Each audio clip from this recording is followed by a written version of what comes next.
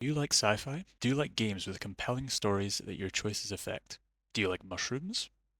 Okay, I know that last one might be confusing right now, but if you do like those things, then I recommend that you play the wonderful experience that is Citizen Sleeper.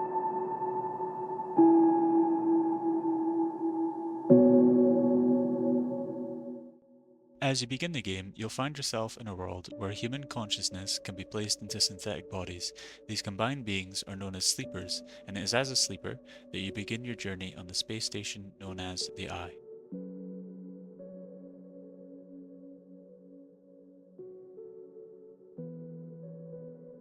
On the run from a corporation who owns your physical body, you explore using dice rolls to take actions that will allow you to come across various characters that all have a part to play and stories to involve yourself in.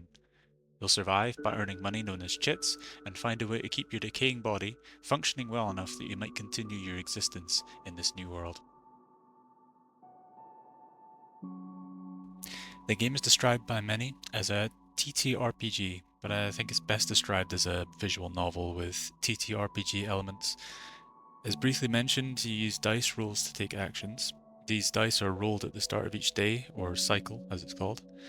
You can have a maximum of 5, and the amount that you have depends on the current state of the robot casing that contains your human mind. The character class you choose at the beginning does little to affect you outside of the first couple hours of the game, as the game doesn't limit you from upgrading each of the skills and getting those sweet +1s and +2 modifiers to your dice. You can obtain skill points by completing the various stages of stories, or as the game calls them, drives. These drives will lead you to the inhabitants of the Eye, such as a scrapper, a cook, a doctor, a gang leader, a father, and quite a few others. And they will act as your guides through the tales that Citizen Sleeper takes you through as you progress through the game.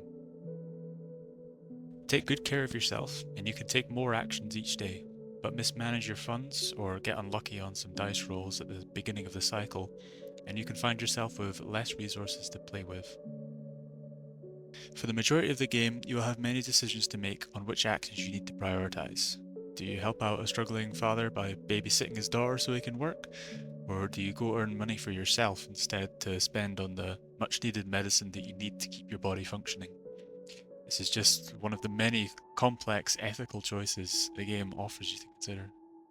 Certain actions will require multiple days to complete and may have a time limit, however, others can be completed as and when you have spare dice at the end of the day.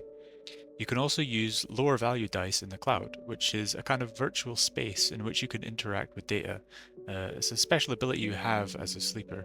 As far as I'm aware, it's only you can do this as a sleeper, and it's not just something that every sleeper can do.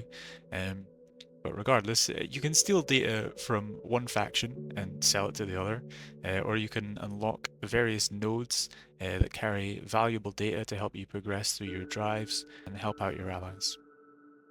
The gameplay is simple, but effective, and by that I mean that the gameplay is more of a narrative enhancement than a real challenge.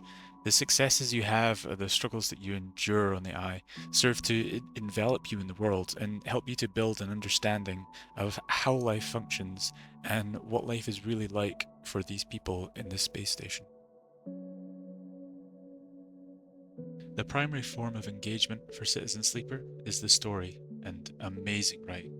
It tackles topics such as humanity, freedom, and ethics, and I found myself deeply enthralled by the stories I encountered in the game, and the thought provoking nature of the choices you must make to progress through them. The various stories include elements of AI. If you're not sick of that in real life, trust me, it's worth going through in the game. There's hacking, you can join a gang, bounty hunters, there's multiple of those, evil corporations, multiple of those too, and even gardening. That's where the mushrooms come in, by the way. And there's a few more as well. You will never be stuck without a storyline to follow or very far from a new character to meet.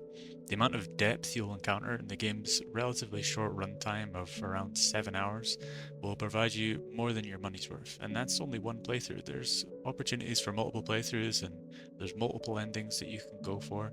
That being said, if you do stick to one story, you may find yourself completing the game quite quickly, but you'll always have the opportunity to continue on, discover another one of the game's endings, or begin the free DLC. that expands the universe outside of the eye and begins to explain more of the system that the eye sits in. Eventually, you'll reach a point where you realized you stopped surviving on the eye and started living on it. You created bonds with the residents of the various districts, found your favorite places to eat, and made yourself a home. Probably multiple homes, actually. It's around this point in the story that you'll reach one of the various endings, and you'll make your final choices. There's not much more I feel I can say about the game without getting into the stories and discussing spoilers and the specifics of those stories. However, I think it's best that I let you discover them for yourself. Citizen Sleeper is a game where you have the potential to grow alongside the character you are playing, and that's what makes this game special and worth playing. If this video has caused even a small amount of interest in this game, then do yourself a favor and play it. And thanks for watching.